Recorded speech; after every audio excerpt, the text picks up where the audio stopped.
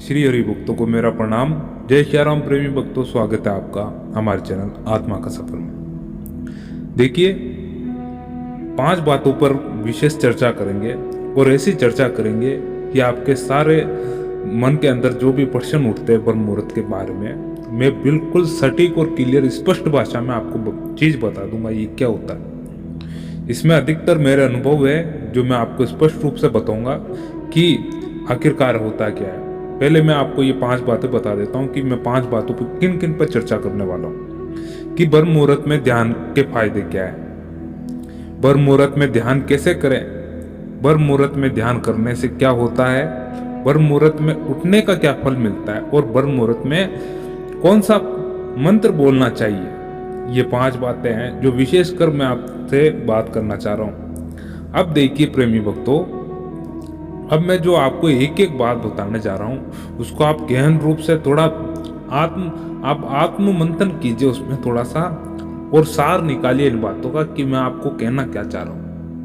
अगर आपने मेरी एक एक बात को पकड़ के रख लिया, अगर आप मेरी ये वीडियो ध्यान से सुन रहे हैं, तो मैं ये आपसे लिखित रूप में कह सकता हूं कि आपके जीवन में परिवर्तन लाने से कोई नहीं रोक सकता। अर्थात परिवर्तन किस आधार का परिवर्तन वे कि जो आपकी दिनचर्या है, जो आपने बना रखा है, अर्थात आप एक आलस्य से जूझ रहे हैं, आप ऐसी तकलीफ में हैं कि नहीं, आप सुधरना चाहते हो कि अब मेरे जीवन में कुछ ना कुछ तो बदलाव हो जाए, ईश्वर की कृपा से कुछ ऐसा हो जाए कि मेरे जीवन में सब कुछ बदल जाए।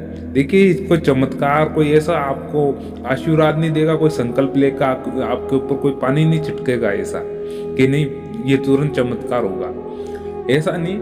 ये स्वयं को करना पड़ेगा आपको, ये आपको स्वयं को ही करना पड़ेगा। अब देखिए, पहला है कि ब्रह्म मुहूर्त में ध्यान के फायदे, इस पर मैं चर्चा करता हूँ कि और एक ही फायदा मैं आपको बताऊंगा कि इसमें की फायदा, और वही सबसे बड़ा फायदा है इसमें उठने का, और इसके बाद के सब इक्का दुक्की है, मगर जो सबसे बड़ा फायदा है इस बारे में आप स्पष्ट रूप से ध्यान कर लें कि ब्रह्म मुहूर्त में उठने का फायदा होता क्या है, ध्यान करने का फायदा क्या होता है, ब्रह्म मुहूर्त में ध्यान करने का फायदा क्या होता है। प्रेमी भक्तों, ब्रह्म मुहूर्त में ध्यान करने से अगर कोई श्री राम भक्त है, अगर कोई श्री कृष्ण भक्त है, अगर कोई माँ दुर्गा को पूछता है, तो मेरा मानना यह है कि उसको 101% उस मुहूर्त में उसको दर्शन देने की ये शक्तियां जरूर करेगी, यानी दर्शन होंगे उसको 101% उसी समय। ये मेरा मानना है। मैं आपको सही कह रहा हूं कि उस समय आपको ऐसा आभास प्रतीत हो जाएगा कि आपसे कोई शक्तियां जुड़ना चाहती है, अर्थात आप श्री राम भक्त हैं। मेरा बातों पे स्पष्ट रूप से ध्यान दें कि अगर आप श्री राम भक्त हैं तो आपको राम भक्त होने के कुछ लक्षण मिलेंगे, उनके दर्शन होने के कुछ लक्षण मिलेंगे, कुछ ना कुछ आकृति ऐसी दिखाई देगी आपको उस समय जो श्री राम से जुड़ी होगी। श्री राम भक्त हनुमान के हो सकते हैं, श्री राम भक्त हनुमान के हो सकते हैं, और श्री रामचंद्र जी के चरणों के निशान मिलेंगे, उनकी आकृति देखने को मिलेगी, आपको कुछ ना कुछ ऐसी चीज देखने को मिलेगी जो अकल्पनीय है। मालूम सबको होता मगर करता कौन है साहब, है क्यों? ये तो काया है ना, इसको फूल बना के रखा आपने, इस काया को तो आपने फूल बना के रखा है, इसको संजो के रखोगे तो क्या लास्ट में इसको क्या कहां पर कुछ रख के रखो, तिजोरी में रख के जाओगे क्या आप? थोड़ी कल्पना करो, इस काया को थोड़ी साधना में टालो, इस मानव देह को थोड़ा तपाओ, क्योंकि ये तो कुछ ना कुछ त्याग करोगे, कुछ ना कुछ तपाओगे, कुछ साधना करोगे, तभी ऐसी दिव्य शक्ति आपको प्राप्त होगी। थोड़ा बहुत संकल्प करना सीखो, थोड़ा बहुत संकल्प करना सीखो प्रेमी भक्तों, वरना इस मानव देह का जो सदुपयोग है आप करना भूल जाओगे। अंतिम समय आपके हाथ से निकल गया तो मान के चलिए गत 84 भुगतोगे, फिर कुछ नहीं पड़ा है, फिर बाद में 84 भुगतना पड़ जाएगा आपको, आपकी ये गलती के कारण। इसलिए ब्रह्म मुहूर्त में ध्यान कैसे करना है? सर्वप्रथम ध्यान करना, एक जगह स्थायी बैठना सीखो, एक जगह एक चित्त लगाना सीखो, ठीक है? एक जगह चित्त लगाना सीखो, दीपक रखो आंखों के सामने, उसको एक तार देखो लगभग कम से कम 15 मिनट, 20 मिनट, ज़्यादा समय बढ़े तो आधा घंटा, 40 मिनट, ऐसा एक तार थोड़ा सात्विक गुण लाओ, फिर देखो आपकी अंदर की अद्भुत शक्तियों का उजागर कैसे अपना आप होता है, आप में स्वयं में बदलाव होने लग जाएगा। तीसरी बात मैं यहाँ पर करूंगा कि ब्रह्म मुहूर्त में ध्यान करने से होता क्या है, कि ब्रह्म मुहूर्त में ध्यान करने से देखिए वो हो सकता है जो आपने कभी कल्पना नहीं की, यानी प्रभु के दर्शन होंगे ही होंगे, आपको निसंदेह होंगे, आपको उसी समय ही होंगे। क्यों? क्योंकि वातावरण में केवल पूरे दिन में ये एक ऐसा समय है कि इसी समय दिव्य शक्तियां विचरण करती है, अर्थात आप ये स्वयं प्रतीत कर सकते हैं कि इस समय एक सुई की भी आवाज नहीं आती है, सुई की यानी कुछ गिरने की। अभी तो ऐसा समय चल रहा है, सर्दियों के समय ऐसा होता है कि आपको पंखा, कूलर वगैरह किसी की आवाज सुनने को नहीं मिलती है।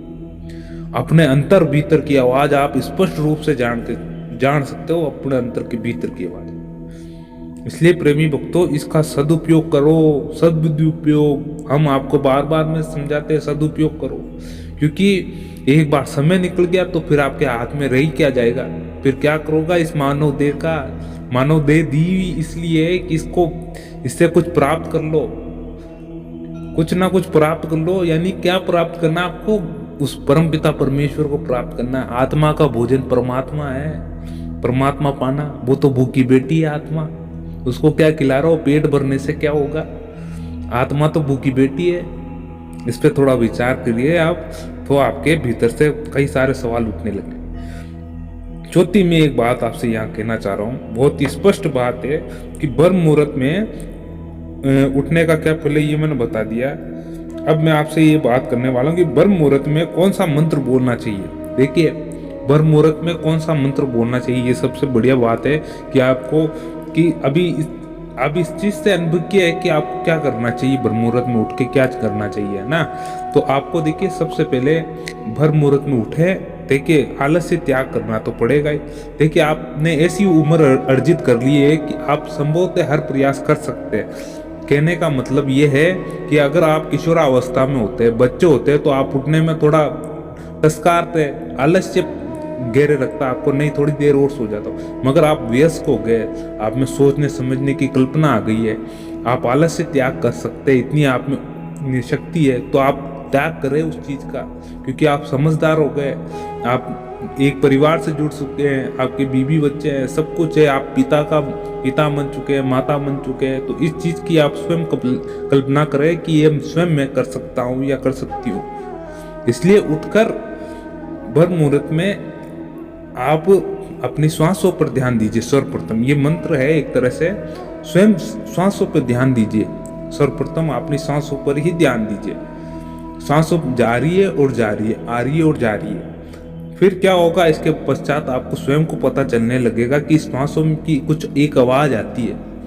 वो आवाज क्या होती है, आप स्वयं मुझको बताएंगे कमेंट करके, वो किस तरह की आवाज आ रही है। ठीक है, कुछ ऐसे आवाज आएगी, उसमें 2 या 3 अक्षर है, 3 अक्षर की आवाज आएगी आपको, एक में अलंकार है, और आप स्वयं बताएंगे मुझको कमेंट करके कि वो आवाज कौन सी है। तब आपको ये मंत्र का पता अपना आप ही चल जाएगा प्रेमी भक्तों। भले ही आप भीतर बैठे कम से कम 5-10 मिनट करके देखेंगे आप, जब आपको अपना आप पता चलेगा कि वे मंत्र आपके भीतर है जो परम पिता परमेश्वर ने देकर भेजा है मानव देह को, कि वो है क्या।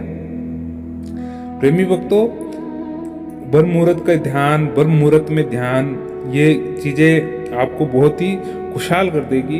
ब्रह्म मुहूर्त में शक्ति कैसी प्राप्त होती है आपको ये भी पता चल जाएगा आने वाले समय में। इस अमृत वेला का समय जो आप जान गए, आप इसका सदुपयोग करना सीखे। सर्वप्रथम जो मैंने बताया है, अगर एक एक चीजों पर आप चलने लग गए तो आपको उस परम पिता परमेश्वर से मिलने से कोई नहीं रोक सकता। अपने भीतर के विकारों को निकाले सर्वप्रथम, और अंदर से पवित्र बने, तब आपको स्वतः परम पिता परमेश्वर साकार रूप में मिल जाएगा। निराकार में चाहो तो निराकार में भी आपको दर्शन देगा।